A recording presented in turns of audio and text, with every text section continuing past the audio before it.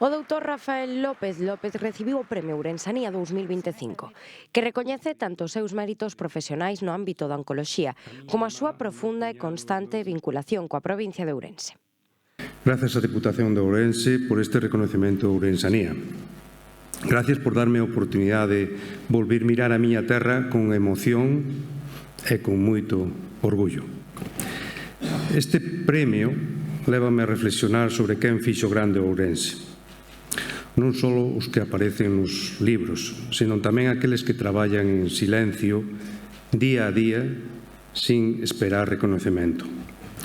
Falo dos agricultores e gandeiros, como os meus avós José Avelino e Manuela, dos artesáns, dos funcionarios, dos empresarios como Elogio Franqueira, Barreiros, Adolfo Domínguez ou Pérez Rumbao.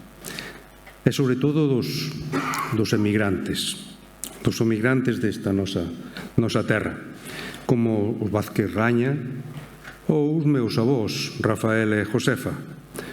Homes e mulleres que levaron a nosa lingua, a nosa cultura e os nosos valores polo mundo adiante.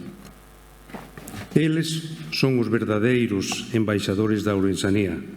Levaron consigo a esencia desta terra, o esforzo e a humildade e a dignidade. O presidente da Deputación destacou a iniciativa do galardoado en Oncomed, onde o seu liderazgo foi decisivo. Hoxe a provincia de Ourense está de celebración e o seu protagonista en 2025 é Rafael López, don Rafael ou Rafa para os amigos. Protagonista tamén da historia de moitas persoas, algunhas delas sobre o escenario, e na historia de moitos avances clínicos, moitos deles xa nomeado, que estou seguro aínda están por chegar.